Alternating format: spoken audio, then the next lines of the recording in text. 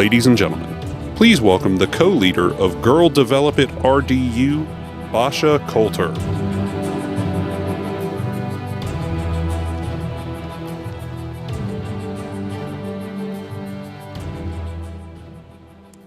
Good afternoon, ladies and gentlemen. Thank you. I'm really excited to be here today. I am one of the co-leaders of the Raleigh-Durham chapter of Girl Develop It, or GDI as we call it lovingly. Girl Develop It is a national nonprofit organization that teaches women to code in a supportive and affordable environment. Before I tell you just a little bit about how we work, I'd like to tell you a story of a friend of mine, Amy, another one of the co-leaders of the chapter. Amy has a PhD in English literature. She had a career in academia, and then she took some time off to raise a family. And when she was ready to return to the workforce, she decided on a career change. And with no prior exposure to programming whatsoever, she started taking our classes. She got so excited about coding that she subsequently enrolled in a 3-month intense coding bootcamp in Durham. And within a few months after graduating from that program, she was hired as a developer, meaning a person who writes code. So it took her about a year from the time that she started taking our classes as a complete novice to the time she was hired as a professional developer. I think that Amy's story flies in the face of the many stereotypes that women face when they try to enter tech careers. And the work that we do at GDI is to break down those stereotypes and to remove some of the obstacles that women face. We reject the notion that women are not interested in tech. Our national organization that was founded in 2010 now has almost 60,000 members, mostly women, across 52 cities. Our local RDU chapter has over 1,700 members, and since our chapter's inception in 2012, we have offered over 100 workshops and classes in different kinds of coding and programming. Our classes are affordable. Our average rate is $10 per hour, and we offer at least 2 scholarships per class. We do not believe that it is ever too late to start learning. A good portion of our student population are women 30 years of age and older. We publish our curriculum online, so it's accessible to everybody for free. And our classes are in-person instructions with qualified teachers and teaching assistants so that every person in class receives individualized help. Most of all, we create role models so that women who are just entering tech fields can come in contact with and be inspired by other women who have already been successful. We build a community where women who are learning to program can feel that they belong. Women are one of the groups that are underrepresented in tech industry, and I think it has to change. We want to be included. I invite you all to help us make that change happen. Thank you.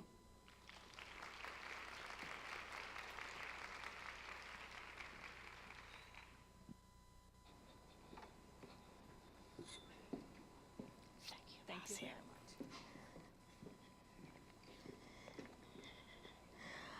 I want to thank Basia for that wonderful spotlight on the good work that she's doing here in the Triangle. I want to thank Dad of Daughters who tweeted, "Can we see some more women on the stage, please?" I responded, "Mom of Daughters, I'm with you. I'm there." So in some ways, all of that sets up very nicely our next speaker, who many of you will be very familiar with, given all of the really profound writings he's been doing on these issues. I won't spend a lot of time going into his credentials because I want him to have every moment to share his thinking with you. So North Carolina, let's give a big round of applause for our next speaker, Vivek Wadhwa. Thank you, Nita. Thank you. You know, there's been too much gloom. There was too much doom and gloom this morning, talking about jobless futures and robots and AI. I'm going to change the topic. I'm going to tell you why diversity is important by taking you to the future and showing you what's going on. And rather than worrying about a jobless future, in fact, the jobless future we talk about is 15 to 20 years away. In the meantime, we're going to be having an unprecedented economic boom. We're going to be creating jobs like never before. The United States is going to be rising to new heights. Amazing things are going to be possible.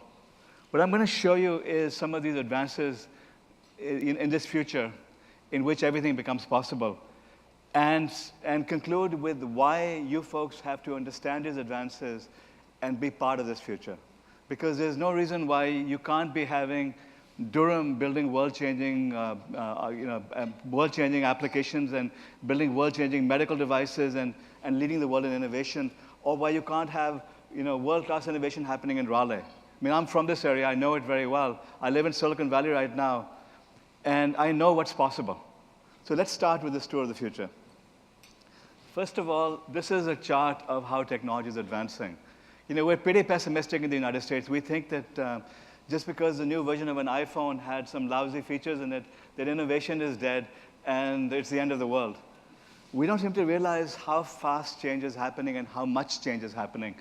This chart here shows you how it took thousands of years to go from agriculture to pottery to the plow to mathematics. Then over the last 100, 200 years, you've seen major advance after major advance after major advance. This is an exponential curve. Technology is advancing exponentially. Never before has so much technology advanced so fast and have technologies converged the way they're converging right now. Here's the difference between linear and exponential, because people don't understand what this means. We're human beings, we think linearly. If I ask you to tell me how far 30 steps is, everyone can sort of guess, maybe 30 steps takes me here to that wall, give or take a few steps. We can estimate that. 30 steps is roughly 30 meters. We know that.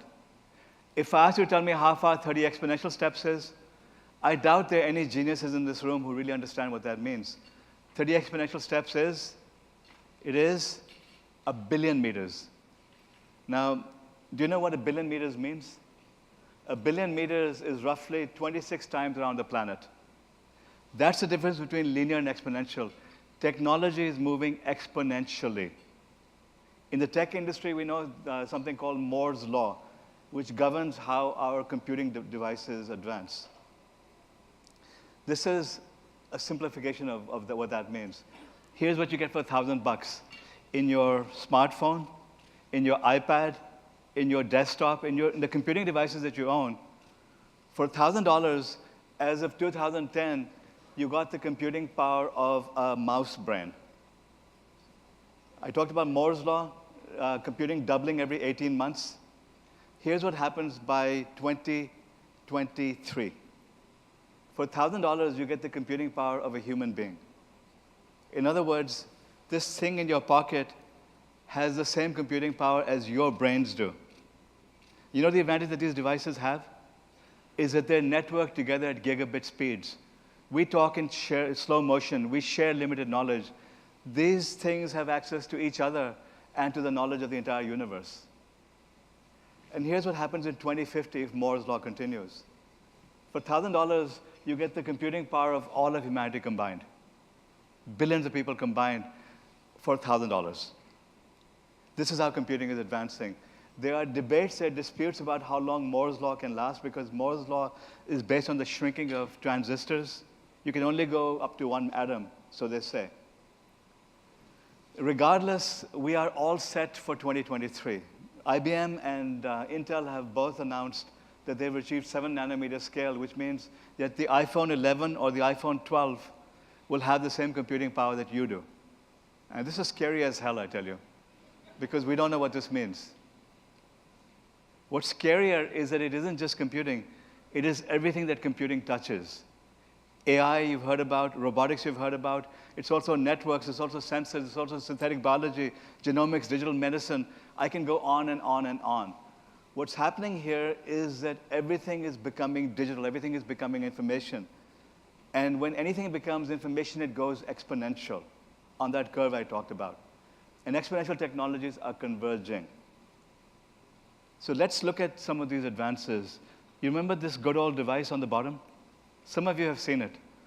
All of you have seen the rotary phone for sure. Ask your child how to use a rotary phone, they'll have no clue. Where's the contact list? I mean, what do I do? They won't know how to use a rotary phone. Do you remember this fellow? Why do we remember him? Because that's Gordon Gekko from Wall Street. He was rich. He was on Wall Street. He was evil. He owned a cell phone. You know something? Beggars in the developing world have devices that look like that now. This is how the phone is advanced. And look at all the things that it now does. These things fit in your pocket. You remember those Walkman? Remember these old TV sets, game controllers, typewriters, encyclopedias, video conferencing, GPS? You have it all in your pocket right now, and it's free. It's a feature on your phone. I don't think you realize that this device has also become a medical device now. To start with, it's an encyclopedia of medical knowledge. Let's do an experiment here. Let's go back in time 5 years.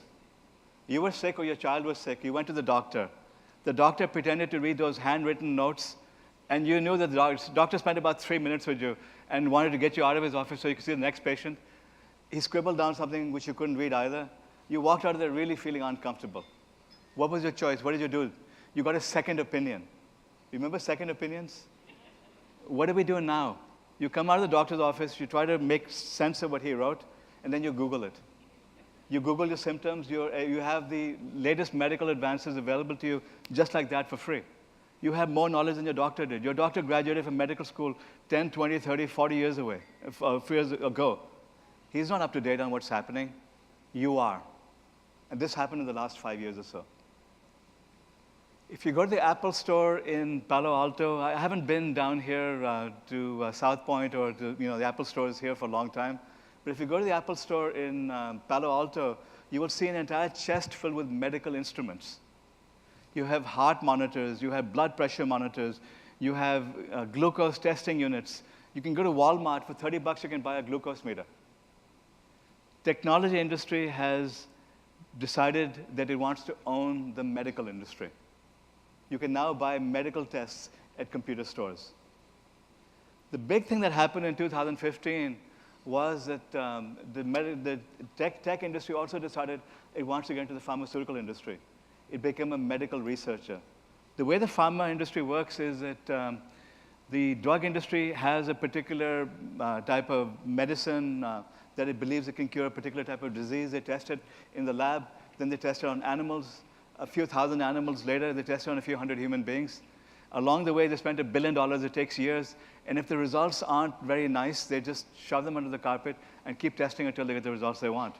Clinical trials stopped when the drug was released. And guess what's going to happen now? We're going to have data on millions of people, eventually billions of people, and it's going to continue for the life of a patient. Never before have we had this type of data.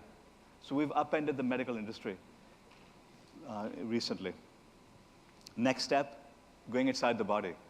Imagine pills that you take that go inside the body that deliver medications to where you need them. Do you remember that movie, Fantastic Voyage, in which they shrunk those human beings, put them in a submarine, and they went inside the body? Forget the shrunken human beings. We're getting fatter. We're not getting smaller. But the submarines are here already. These little tiny capsules that go inside your body that can now take high-definition images. Give it 5 years, 7 years, and they will be able to deliver payloads to particular regions of the body. Imagine now what becomes possible. You don't have to kill the entire patient to kill a particular virus. You can now deliver targeted medicine precisely to where it's needed. This is all happening. And then telemedicine. One of the fastest growing fields is telemedicine, where the doctor comes to you. Literally, you can go online right now and summon a doctor. And the doctor will be top-notch somewhere in the world and be able to advise you immediately. This is growing at 60% a year, this whole field. Medicine is becoming digital and information technology. Remember what I talked about? What happens when something goes digital? It becomes an IT, it goes exponential. As of 2015, the tech industry decided to eat the medical industry, which is wonderful because the medical industry, our healthcare industry, supposedly wants to keep us healthy. But if you look at the motivation of the healthcare industry, it's to keep us sick. Because if we don't fall sick, our doctors go hungry. If we don't have disease and go to the hospital, our hospitals go bankrupt. The entire system is predicated on keeping us sick. What's Google's motivation? What's Microsoft's motivation? To keep us surfing the web, downloading apps. I tell you, I'm on the side of Google here. I want to be surfing 24 hours a day if they keep me healthy. This is what happened in 2015, a major transformation. Next step, AI-based doctors. When you have data, the next step is to now do something with it. So IBM Watson, the same technology that defeated Jeopardy players, has now learned oncology, cancer. It can prescribe better than human beings can. Everything I said is nothing compared to the real revolution that's happening. It's in genomics.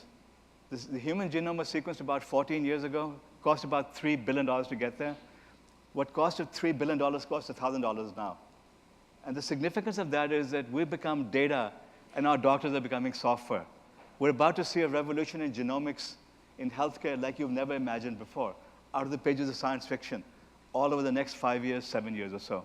Major, major, major breakthroughs, all sorts of new remedies, amazing advances happening in this field. We're headed into an era of genomic medicine, in which medicine is based on your genetic profile, who you are, what you are, your microbiome, the ecosystem within you, your medical history, and your lifestyle and environment. This is the 2020s we're talking about. Next step, printed organs, bionic enhancements. That beautiful woman over there is Amanda Boxtel. She had a skiing accident about 20 years ago. She's now dreaming of climbing mountains and parascaling. You remember Steve Austin from $6 Million Man? Here's my prediction, that Steve Austin becomes a reality in 2030, 15 years from now. Austin doesn't cost $6 million, he costs $6,000. Why? Because as technology advances, it becomes smaller, it becomes cheaper. The advances are now making it possible to build bionic people, bionic eyes, bionic hearing, bionic strength, and the technologies are getting cheaper and cheaper and cheaper. 2030, you can become Steve Austin. Making it possible advances in sensors. Take the first digital camera. It came out in 1975. It weighed about 4 kilograms, $10,000, a whopping 0.01 megapixels. What you have in your pockets today is roughly 1 billion times better. The first ICBM units, the nuclear missiles that gave us a big advantage, they weighed tens of millions of dollars and they cost tens of millions of dollars, weighed about 50 pounds. What you have in your smartphones is 1 billion times better, and it costs about $1 for better technology. GPS, the first one came out in 1981. It weighed 53 pounds, it cost $120,000. It didn't talk to you. You can get the GPS units for less than $1 on Alibaba right now. If you took your smartphone apart, and I strongly recommend you don't do this at home, you would find in it sensors that would have weighed hundreds of pounds and cost hundreds of thousands of dollars just 30 or 40 years ago. This stuff is in your pockets right now. You carry it in your smartphones. All of these amazing sensors. Robotics, what we've been talking about all day. When I was young, I used to be a messy little child. I'd get in trouble. Mom would yell at me. And I would go to my room sulking, saying I wanted Rosie to come and clean up after me. And then as I was growing up, I wanted R2-D2 as my friends, because no one would talk to me in school. So I wanted R2 and D2 to be my friends. I grew up, and what did I get? A stupid Roomba. That's the state-of-the-art robotic device of today. What went wrong? Why didn't we get these amazing robots? I mean, that was like 30 or 40 years ago when I was dreaming about this stuff. The reason was because of the technology necessary to do voice recognition and face recognition would have required the equivalent of a Cray supercomputer. Many of you remember the Cray supercomputers? And then the sensors necessary to detect what was happening around you would have required these massive cameras. Remember the big, bulky cameras that the film studios had? Well, you got that in your pocket. This device, by my computations, is something like 40 times more powerful than the Cray supercomputers were. 40 Cray supercomputers in your pocket. It's become possible now. As of 2015, it became cheaper to manufacture in the United States than in China because of robotics. They're becoming very, very, very sophisticated. You now have robots that can thread needles, that can do circuit board assembly. Google is working on robots that are humanoid. That doggy over there, Spot, is a Google robot. It's amazing how fast robotics is advancing. And you know something? It isn't just Google who's doing it. I've got a slide missing here, but they're also becoming chauffeurs. Outside, you have FIRST Robotics. That's what we're going to talk about. You have kids now building sophisticated robots. Look at the robot that these kids, local kids built. It detects what's happening around it. It shoots baseballs. I mean, these kids built that in 6 weeks. This is what's possible. Where I live in Silicon Valley, we have self-driving cars driving around. At first, when we saw them on the streets, we'd all stop and take photographs. Ooh, ah, wow, a self-driving car. Now we cut the stupid thing off because it follows road rules.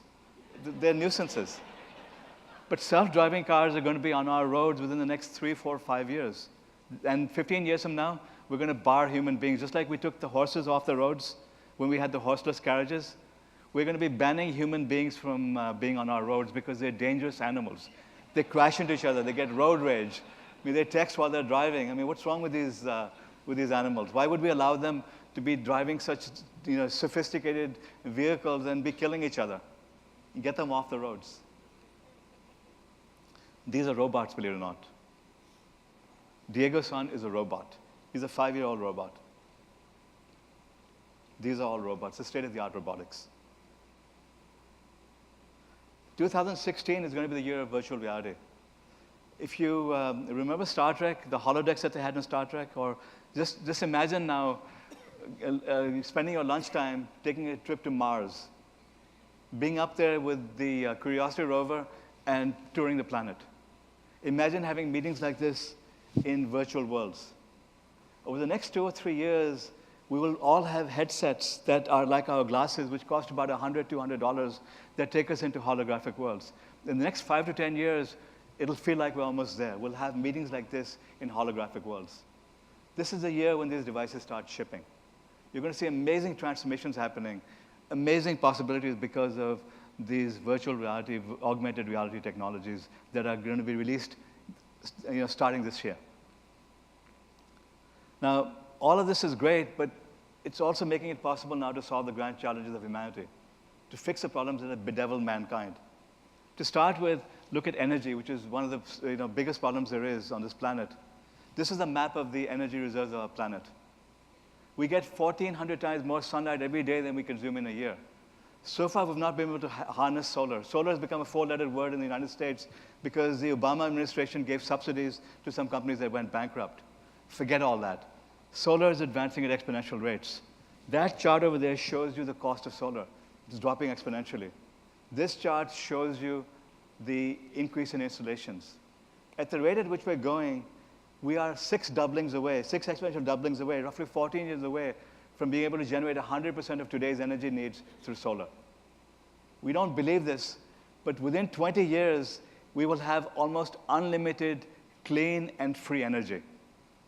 People are in a state of denial that this is happening. It is happening. Solar is getting cheaper, more efficient, and we will be able to replace fossil fuels with solar over the next 5 or 10 years. This is the reality. It's going to change the world. Now let's talk about medicine. There are 5 billion people in the world who lack access to quality diagnostics. That people die. I mean, in Indian villages, you have hundreds of deaths every year because women don't get tested for preeclampsia, which is a common disease that pregnant women get. Here, when you get pregnant, you go to the doctor, they do a blood test, they check everything out, and if there's something wrong, you take vitamins and minerals and protein, and you're fine. The trouble is that even when you do have diagnostics available, women can't afford it in the developing world. So many, many, many deaths. Here's something a friend of mine built. He was a doctor at Arizona State University who noted that the device he's using, the computer, had a USB input. He could plug different devices into it. He said, why can't I do that with medical instruments? The sensors are cheap. The sensors I showed you, they cost 50 cents, $1, $5. That's what sensors cost.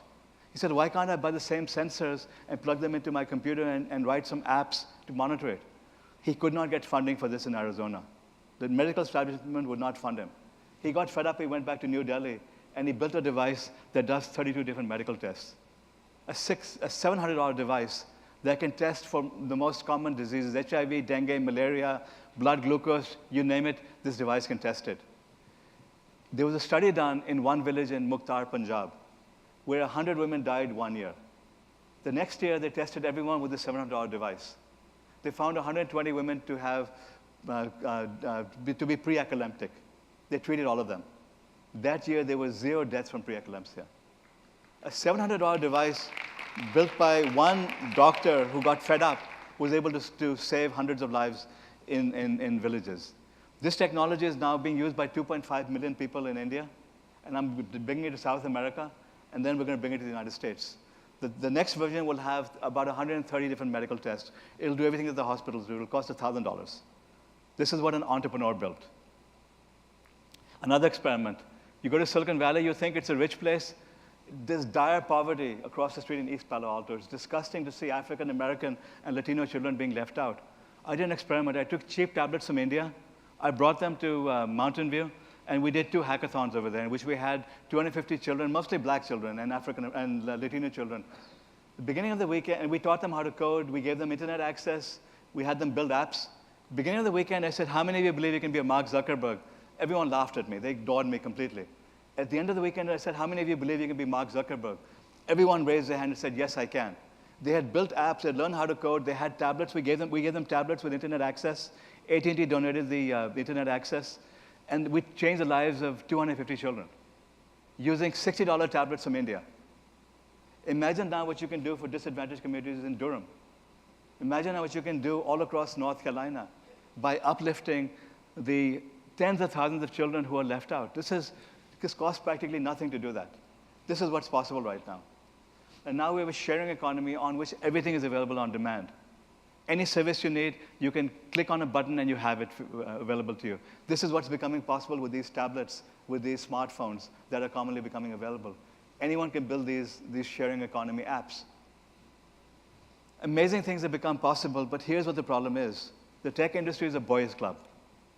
Silicon Valley is a white boys' club and an Indian boys' club and a Chinese boys' club.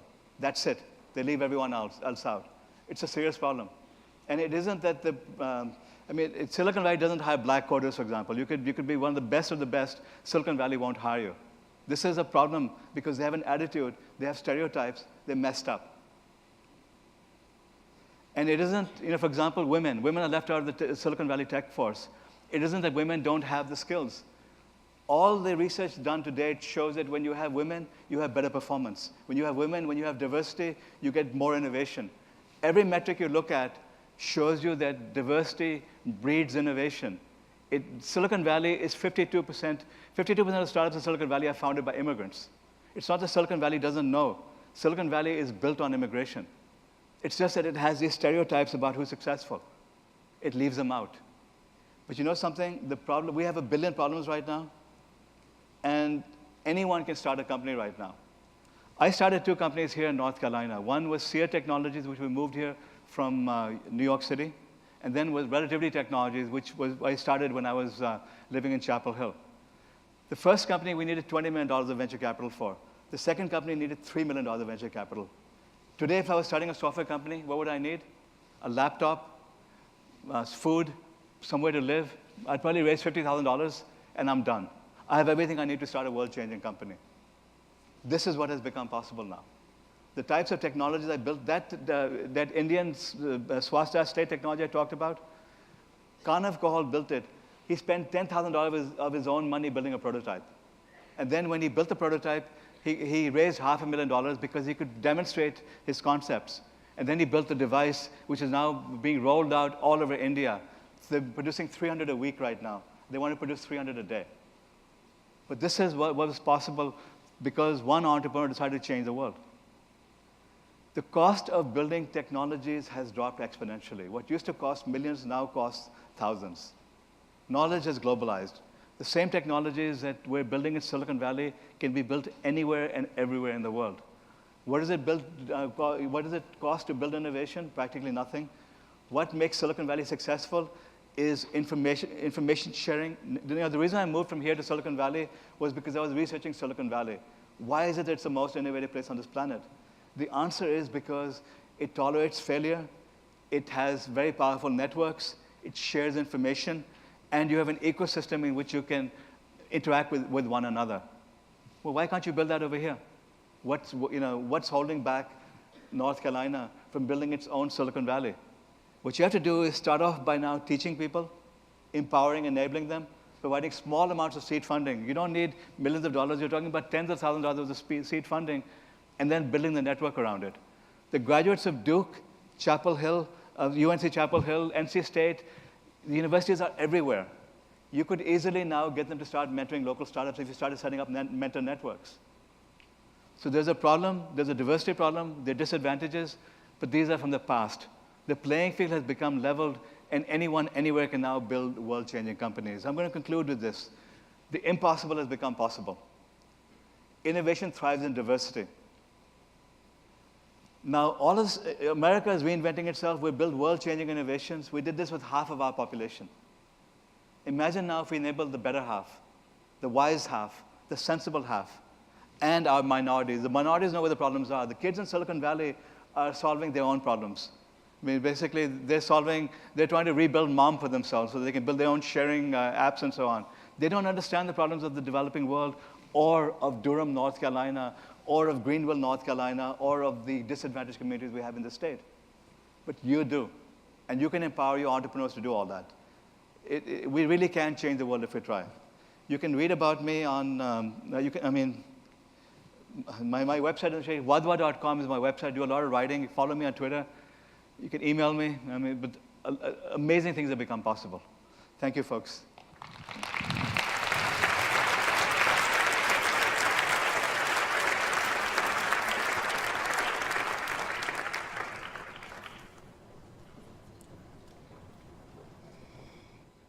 You know, every year we have that one speaker who I reach out to and they say, sorry, would love to join you, but, and I say, okay, well, what about this? And then they say, well, no, but. So this year, Vivek was that speaker. And let me just say, after listening to that presentation, I am so glad I annoyed the hell out of you.